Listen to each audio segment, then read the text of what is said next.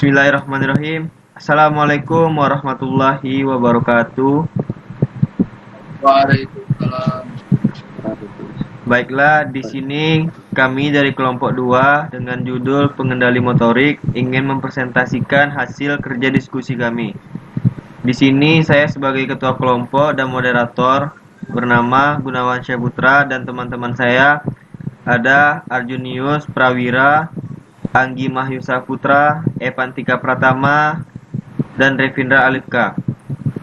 Baiklah, pada kesempatan kali ini saya akan menjelaskan pada slide pertama. Apa sih itu gerakan motorik? Gerakan motorik adalah suatu istilah yang digunakan untuk menggambarkan perilaku gerak yang dilakukan oleh tubuh manusia. Pengendali motorik ini mempengaruhi bagaimana kita bergerak dan berinteraksi dengan komputer. Aksi yang sederhana seperti menekan tombol keyboard melibatkan sejumlah pemrosesan. Pemrosesan aksi dimulai dari simulasi yang diterima sensor perba ditransmisikan ke otak. Setiap tahapan pemrosesan, aksi yang dilakukan manusia tersebut memerlukan waktu yang berbeda-beda, yang dibedakan menjadi dua bagian, yaitu 1. Waktu reaksi atau reaksi time, tergantung pada jenis stimulasi, yaitu visual atau pandangan, yaitu 200 ms, auditory atau suara 150 ms, dan pain sakit 700 ms.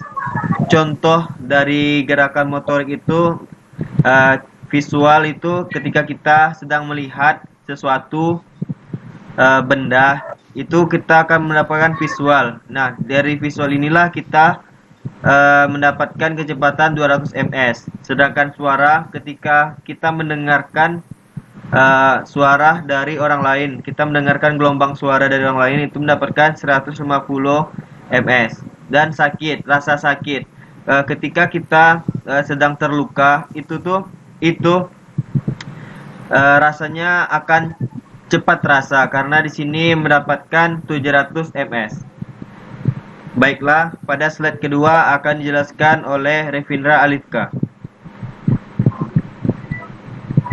Ini saya akan menjelaskan poin yang kedua, yaitu pergerakan movement time. Ya. Sedangkan waktu yang diperlukan untuk menanggapi stimulus Pin, besar suara kau lagi, Pin. si tambah waktu gerak. Bertambahnya waktu reaksi mengurangi akurasi pada operator yang tidak terampil dan berpengaruh pada operator yang terampil. Yang diterima dapat mempercepat reaksi. Latihan akan mengurangi waktu reaksi. Kelelahan dapat memperlambatnya. Sedangkan waktu dipengaruhi oleh karakteristik fisik dari subjek. Selain kecepatan spin yang tergambar dalam waktu reaksi, kan alat lain yang dipakai untuk mengukur pergerakan adalah akurasi.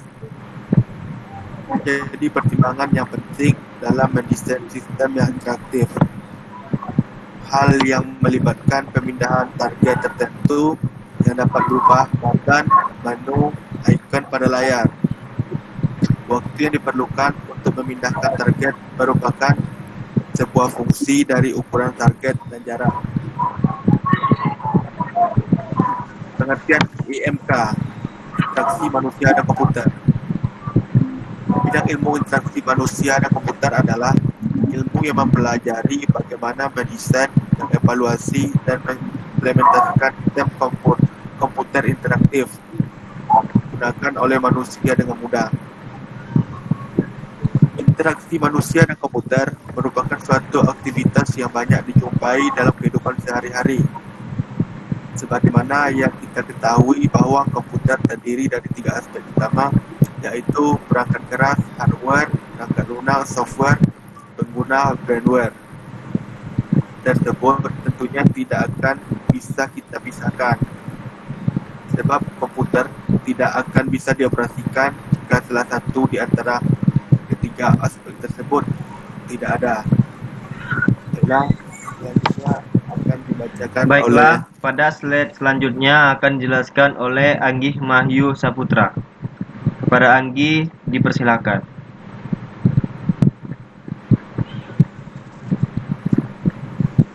Oke. Baiklah, selanjutnya yaitu aspek IMK. Di sini ada 4 aspek. Yang pertama yaitu aspek penglihatan. Pada komputer menggunakan layar 2 dimensi, maka kita dituntun untuk membaca objek yang ada di tampilan monitor yang sebenarnya berupa objek 2D.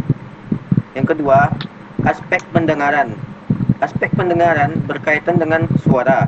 Suara yang dimaksud di sini yaitu yang dihasilkan dari komputer itu sendiri. Yang ketiga itu aspek sentuhan.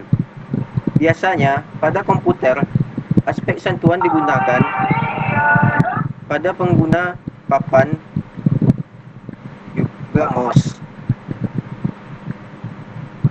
Yang keempat yaitu pemodelan sistem pengolahan.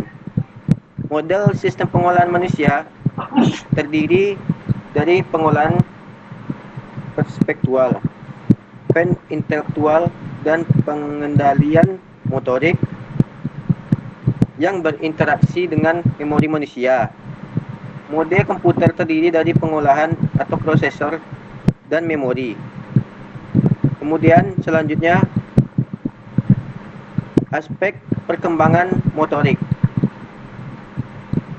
Ada dua. Yang pertama itu menjadi bagian penting yang perlu mendapatkan perhatian dalam menunjang terbentuknya generasi yang berkualitas. Yang kedua, secara umum aspek perkembangan motorik pada manusia motorik dan sasaran perkembangan motorik.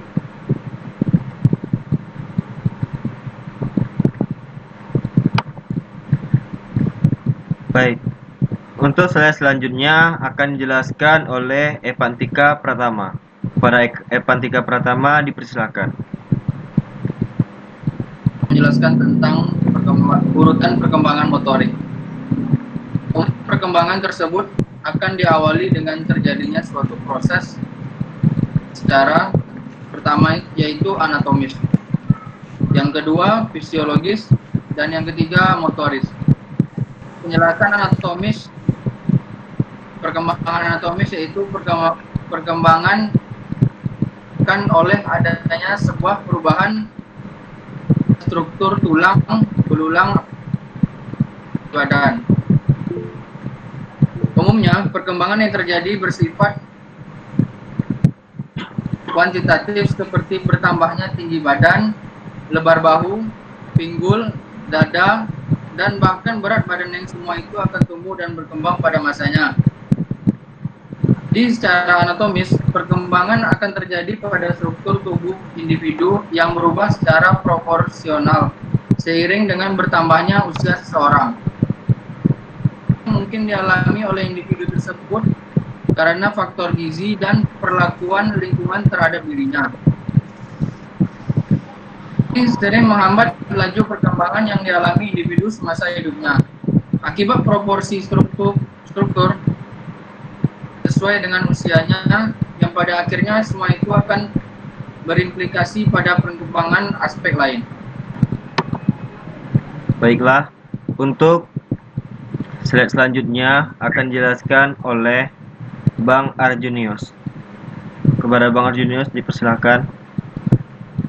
Perkembangan fisiologis sebagai proses perubahan kapasitas fungsional atau kemampuan organ-organ tubuh, maka perkembangan secara fisiologis akan ditandai dengan adanya perubahan secara kuantitatif, kualitatif, dan fungsi dari sistem kerja hayati.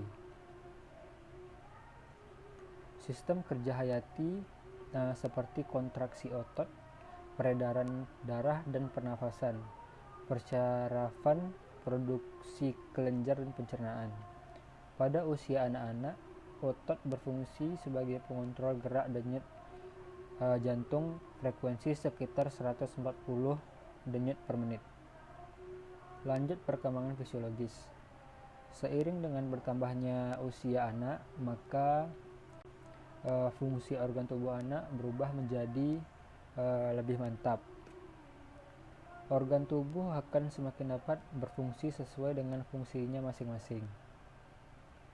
Perubahan yang bersikap kuantitatif karena terukur maupun perubahan kualitatif karena sukar diukur menjadi rangkaian faktual yang terjadi selama proses perkembangan pada manusia. Perkembangan ini akan menjadi sejalan dengan bertambahnya usia manusia dan bukan karena proses latihan fisik. Lanjut, perkembangan fisiologis karena dilatih apapun perkembangan akan terus terjadi. Namun alangkah baiknya perubahan yang terjadi secara fisiologis didukung pula oleh proses pelatihan yang teratur, sehingga perkembangan akan lebih proporsional. Selanjutnya, perkembangan perilaku gerak. Perilaku gerak dapat menjadi 3 bagian. Yang pertama itu kontrol gerak, yang kedua pembelajaran gerak, dan ketiga perkembangan gerak. Kontrol gerak adalah kajian faktor-faktor neurologis syaraf yang mempengaruhi gerakan manusia. Terima kasih atas teman-teman yang telah mendengarkan hasil kerja diskusi kami. Mohon maaf apabila ada kesalahan kata dari saya ataupun teman-teman saya, dan mohon maaf atas presentasi kami yang kurang dari kata baik. Saya tutup. Wabillahi taufiq wal hidayah. Wassalamualaikum warahmatullahi wabarakatuh.